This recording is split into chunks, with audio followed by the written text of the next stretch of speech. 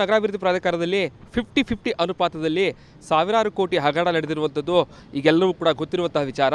ಈ ವಿಚಾರ ಸಾರ್ವಜನಿಕವಾಗಿ ಬಹಿರಂಗ ಆಗೋದಕ್ಕೂ ಮುನ್ನವೇ ಲೋಕಾಯುಕ್ತಗೂ ಕೂಡ ಮೈಸೂರು ಲೋಕಾಯುಕ್ತ ಅಧಿಕಾರಿಗಳಿಗೆ ಒಂದು ದೂರು ಕೂಡ ದೂರು ಕೂಡ ಹೋಗಿತ್ತು. ಅದರ ಬಗ್ಗೆ ಸರ್ಚ್ ವಾರೆಂಟ್ ಕೂಡ ಇಶ್ಯೂ ಆಗಿತ್ತು. ಮೂಡಾ ಮೇಲೆ ದಾಳಿ ಮಾಡಿ ಸರ್ಚ್ ಎಲ್ಲ ಮಾಡೋದಕ್ಕೆ ಈಗಾಗಲೇ ಲೋಕಾಯುಕ್ತ ಅಧಿಕಾರಿಗಳು ಕೂಡ ಸಿದ್ಧತೆ ಎಲ್ಲ ಮಾಡ್ಕೊಂಡಿದ್ರು. ಆದರೆ ಏಕಾಏಕಿ ಆ ಒಂದು ಸರ್ಚನ್ನು ಹಿಂಪಡೆದಿದ್ದೇಕೆ, ಜೊತೆಗೆ ಇದೆಲ್ಲದರ ಬಗ್ಗೆ ಒಂದು ಟಿಪ್ಪಣಿಯನ್ನು ಕೂಡ ಇವತ್ತು ಏನೋ ದೂರುದಾರರಾಗಿರುವಂತಹ ಸ್ನೇಹ ಕಿಶೋರ್ ಅವರು ಕೂಡ ಬಿಡುಗಡೆ ಮಾಡಿದ್ದಾರೆ. ಬೆಂಗಳೂರು ಲೋಕಾಯುಕ್ತ ಕಚೇರಿಯಿಂದ ಸಿಕ್ಕಿರುವಂತಹ ಆ ಒಂದು ಟಿಪ್ಪಣಿಯಲ್ಲಿ ಎಲ್ಲವನ್ನೂ ಕೂಡ ಬಹಳ ಪ್ರಮುಖವಾಗಿ ಎಲ್ಲವನ್ನೂ ಕೂಡ ಮೆನ್ಷನ್ ಮಾಡಿದ್ದಾರೆ. ಸರ್ಚ್ ವಾರೆಂಟನ್ನು ಯಾಕೆ ಹಿಂಪಡೆಯಲಾಗಿತ್ತು, ಪ್ರತಿಯೊಂದು ಅಂಶಗಳನ್ನು ಕೂಡ ಅಲ್ಲಿ ಉಲ್ಲೇಖ ಮಾಡಿದ್ದಾರೆ. ಸೊ ಹೀಗಾಗಿ ಈ ಟಿಪ್ಪಣಿ ಏನು, ಜೊತೆಗೆ ಸರ್ಚ್ ವಾರೆಂಟ್ ಯಾವಾಗ ಇಶ್ಯೂ ಆಗಿತ್ತು, ಇದೆಲ್ಲದರ ಬಗ್ಗೆ ಮಾತಾಡೋದಕ್ಕೆ ಜೊತೆಗೆ ದೂರದಾಗಿರುವಂತಹ ಸ್ನೇಹ ಕಿಶೋರ್ ಅವರನ್ನು ಮಾತಾಡಿಸ್ತಾ ಹೋಗ್ತೀನಿ. ಸರ್, ಈ ಪ್ರಕರಣ ಏನು, ಈ ಟಿಪ್ಪಣಿ ಇರುವಂತಹ ಅಂಶಗಳೇನು ಸರ್?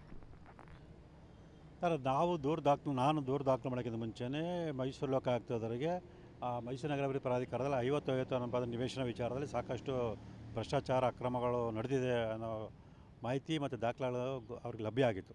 ಅವುಗಳನ್ನು ಆಧರಿಸಿ ಮೈಸೂರು ಲೋಕಾಯುಕ್ತ ಅಧಿಕಾರಿಗಳೇ ಮಾನ್ಯ ಲೋಕಾಯುಕ್ತರು ಒಂದು ವರದಿಯನ್ನು ಕೂಡ ಕೊಟ್ಟಿದ್ದರು. ಆ ವರದಿಯನ್ನು ದಾಖಲಿಸ್ಕೊಂಡ ಸಂದರ್ಭದಲ್ಲಿ ವಿಚಾರಣೆಗೆ ದಾಖಲಾತಿಗಳನ್ನು ಕೊಡಿ ಅಂತೇಳಿ ನಾವು ಪ್ರಾಧಿಕಾರದ ಅಧಿಕಾರಿಗಳಿಗೆ ಹೇಳಿದ್ರೆ ಅವರು ದಾಖಲಾತಿ ಮುಚ್ಚಿಡುವಂತಹ ಮತ್ತು ನಾಶಪಡಿಸುವಂಥ ಸಾಧ್ಯತೆ ಇದೆ. ಹಾಗಾಗಿ ಸರ್ಚ್ ವಾರೆಂಟ್ ಕೊಡಿ ಅಂತೇಳಿ ಮನವಿಯನ್ನು ಮಾಡ್ಕೊಂಡಿದ್ರು. ಆ ಮನವಿ ಮಾಡ್ಕೊಂಡಂಥ ಹಿನ್ನೆಲೆಯಲ್ಲಿ 28/6/2024 ಮಾನ್ಯ ಲೋಕಾಯುಕ್ತರು ಸರ್ಚ್ ವಾರೆಂಟ್ ಕೂಡ ಕೊಟ್ಟಿದ್ದಾರೆ.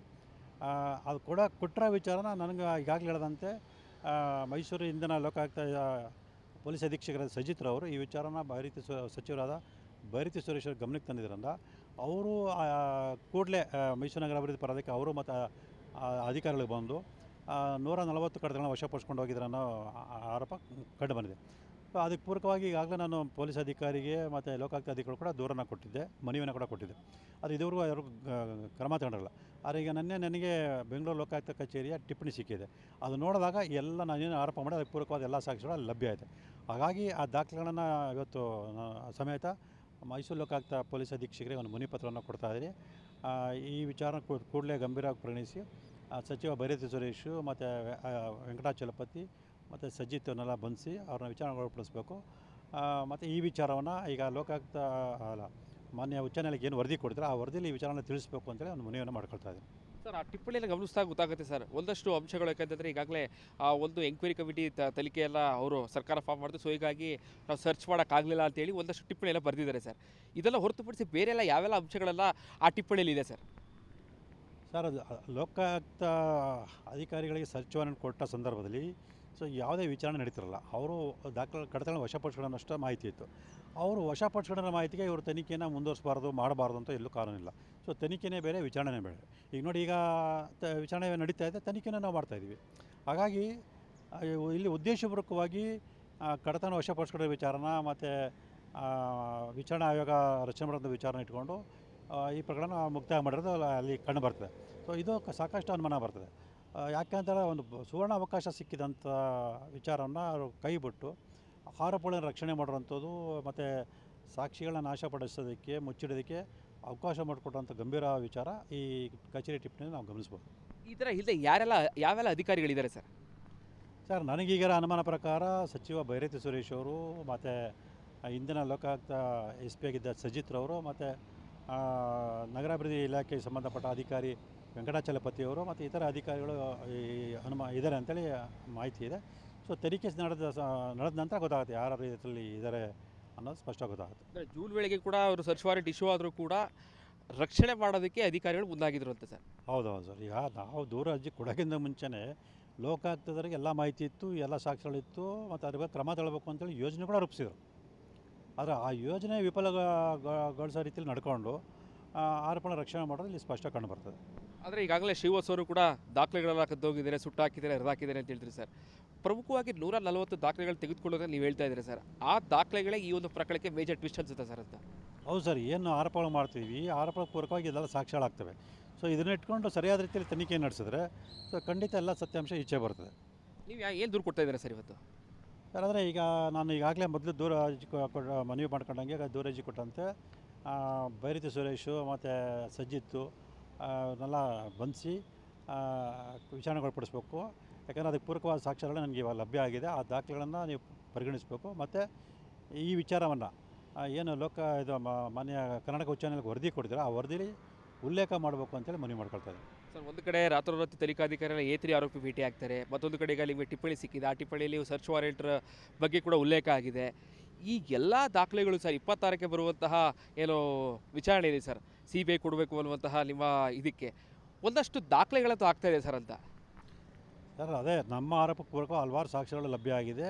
ಅವೆಲ್ಲವನ್ನು ಕೂಡ ಮಾನ್ಯ ಉಚ್ಚ ನ್ಯಾಯಾಲಯ ಗಮನಕ್ಕೆ ತಂದು ಈ ಪ್ರಕರಣ CBI ಕೊಡೋದಕ್ಕೆ ಎಷ್ಟು ಮಟ್ಟಿಗೆ ಸೂಕ್ತ ಅನ್ನೋದನ್ನು ಗಮನಕ್ಕೆ ತಂದು ಸೂಕ್ತ ಆದೇಶನ ಹೊರಡಿಸೋದಕ್ಕೆ ನಾವು ಮನವಿ ಮಾಡ್ಕೊಳ್ತೀವಿ. ಅಂದರೆ 26ಕ್ಕೆ ನಿಮ್ಮ ಪರವಾದಂಥ ಜಡ್ಜ್ಮೆಂಟ್ ಬರುತ್ತಾ ಅಥವಾ ಇನ್ನೂ ಪ್ರೋಸೆಸ್ ಮುಂದುವರಿಯುತ್ತೆ ಸರ್ ಅವತ್ತು ಅಂತ ಸರ್? ಅಲ್ಲ, ಅದು ನೋಡ್ಬೇಕು ಸರ್, ನ್ಯಾಯಾಲಯ ಏನು ತೀರ್ಮಾನ ತಗೊಳುತ್ತೆ ನೋಡಬೇಕು. ನಾವು ಮನವಿ ಅಂತೂ ಮಾಡ್ಕೊಳ್ಳೋದಕ್ಕೆ ರೆಡಿ ಇದ್ದೀವಿ. ಅದಕ್ಕೆ ಪೂರಕ ಎಲ್ಲ ಸಾಕ್ಷ್ಯಗಳನ್ನ ನಮ್ಮ ವಕೀಲರಿಗೆ ನಾನು ಕೊಟ್ಟಿದ್ದೀನಿ. ಅವರು ಅದೆಲ್ಲ ಮಾನ್ಯ ನ್ಯಾಯ ಗಮನಕ್ಕೆ ತರ್ತಾರೆ. ತಂದ ನಂತರ ಮಾನ್ಯ ನ್ಯಾಯ ಏನು ತೀರ್ಮಾನ ತಗೊಳುತ್ತೆ ಕಾದು ನೋಡಬೇಕಿದೆ. CBI ಅಂತೂ ಕೊಡಲೇಬೇಕು ಸರ್? ಅಲ್ಲ, ಅದೇ ಸರ್, ನಾವು ಸರ್ ಇಷ್ಟು ಸಾಕ್ಷ್ಯಗಳಿದ್ದರೂ ಕೂಡ ನಾವು CBIಗೆ ಕೊಡಿಸೋ ಪ್ರಯತ್ನ ಮಾಡಲಿಲ್ಲ ಅಂದರೆ ನಮ್ಮದು ತಪ್ಪಾಗುತ್ತೆ. ಹಾಗಾಗಿ ಈ ಪ್ರಕರಣ CBI ಕೊಡಿಸೋದು ಎಲ್ಲ ಥರದ ಪ್ರಯತ್ನ ನಾವು ಮಾಡ್ತೀವಿ. ಇದಿಷ್ಟು ದೂರದರಾಗಿರುವಂತಹ ಸ್ನೇಹಮಯ ಕೃಷ್ಣ ಅವರ ಮಾತುಗಳು. ಭಾಳ ಪ್ರಮುಖವಾಗಿ ಈಗಾಗಲೇ ಮೂಡಾದಲ್ಲಿ ನಾನು ದೂರು ಕೊಡುವ ಮುಂಚೆನೇ, ಅಂದರೆ ಸ್ನೇಹಮಯ ಕೃಷ್ಣ ಅವರು ಕೂಡ ದೂರು ಕೊಡುವ ಮುಂಚೆನೇ ಸಾಕಷ್ಟು ದೂರುಗಳು ಹೋಗಿತ್ತು ಮೂಡಾದಲ್ಲಿ ನಡೆದಿರುವಂತಹ ಭ್ರಷ್ಟಾಚಾರದ ಬಗ್ಗೆ. ಸರ್ಚ್ ವಾರೆಂಟ್ ಕೂಡ ಇಶ್ಯೂ ಆಗಿತ್ತು. ಆದರೆ ಅಲ್ಲಿರುವಂತಹ ಅಧಿಕಾರಿಗಳು, ಇಂದಿನ ಲೋಕಾಯುಕ್ತ SP ಆಗಿದ್ದಂತಹ ಏನು ಸುಜಿತ್ ಅವರಿರ್ಬೋದು, ಜೊತೆಗೆ ನಗರಾಭಿವೃದ್ಧಿ ಇಲಾಖೆಯ IAS ಅಧಿಕಾರಿಯಾಗಿರುವ ವೆಂಕಟಾಚಲಪತಿ ಇರ್ಬೋದು, ಇವರೆಲ್ಲರೂ ಕೂಡ ಒಂದು ಪ್ಲ್ಯಾನನ್ನು ಮಾಡಿ ಏನು ಸರ್ಚ್ ವಾರೆಂಟ್ ಇಶ್ಯೂ ಆಗ್ತಿದ್ದಾಗಲೇ ಮುಂಚೆ ಮೂಡಾಗೆ ಬಂದು 140ಕ್ಕೂ ಹೆಚ್ಚು ದಾಖಲೆಗಳನ್ನು ತೆಗೆದುಕೊಂಡು ಹೋಗಿ ಈ ಒಂದು ಪ್ರಕರಣಕ್ಕೆ ಒಂದಷ್ಟು ದಾಖಲೆಗಳನ್ನು ಮಿಸ್ ಮಾಡುವಲ್ಲಿ ಅವರು ಕೂಡ ಪ್ರಮುಖ ಪಾತ್ರ ವಹಿಸಿದ್ದಾರೆ. ಸೊ ಹೀಗಾಗಿ ಅವರ ವಿರುದ್ಧ ಜೊತೆಗೆ ಬೈರತಿ ಸುರೇಶ್ ಇರ್ಬೋದು, ಜೊತೆಗೆ ಇಲ್ಲಿನ ಲೋಕಾಯುಕ್ತ SP ಇರ್ಬೋದು, ಎಲ್ಲರೂ ಕೂಡ ಬಂಧಿಸಬೇಕು ಅಂತೇಳಿ ಇವತ್ತು ಮತ್ತೊಂದು ದೂರನ್ನು ದಾಖಲು ಮಾಡೋದಕ್ಕೆ ಸ್ನೇಹಮಯ ಕೃಷ್ಣ ಅವರು ಕೂಡ ಮುಂದಾಗ್ತಾ ಇದ್ದಾರೆ.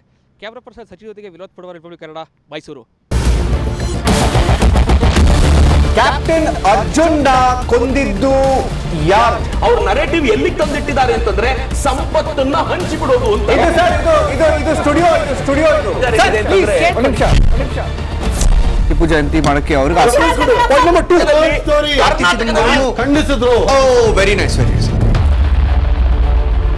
ಯಾರು ತಪ್ಪು ಮಾಡಿರೋದಿಲ್ಲಿ? ಓಲೈಕೆ ಹೇಳಿಕೆ ಇದು ಅಂತ ಹೇಳಿ ಯಾಕೆ ಪರಿಗಣಿಸಬಾರದು? I.N.I.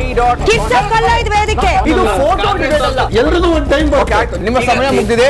ಅವ್ರು ಹೇಳೋಕ್ಕಿಂತ ಮುಂಚೆನೆ ಹೇಗೆ ಪ್ರತಾಪ್ ಸಿಂಹ ಪಾಸ್ ಕೊಟ್ಟಿದಂತ ಆಗ್ಲಿ ಡಿಕ್ಲೇರ್ ಆಗೋಗಿತ್ತು ಅಂತ ನನಗೊಂದು ಡೌಟ್ ಬಂತು.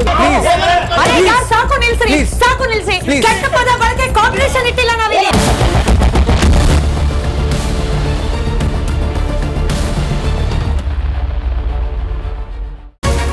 ರಿಪಬ್ಲಿಕ್ ವರ್ಡ್ ಆಪ್ ಇದು ಕೇವಲ ಅಪ್ಲಿಕೇಶನ್ ಅಲ್ಲ, ಸಮಗ್ರ ಸುದ್ದಿಗಳ ಸಂಪರ್ಕ ಮಾರ್ಗಕ್ಕೆ ಕ್ರಾಂತಿಕಾರಿ ಬದಲಾವಣೆ.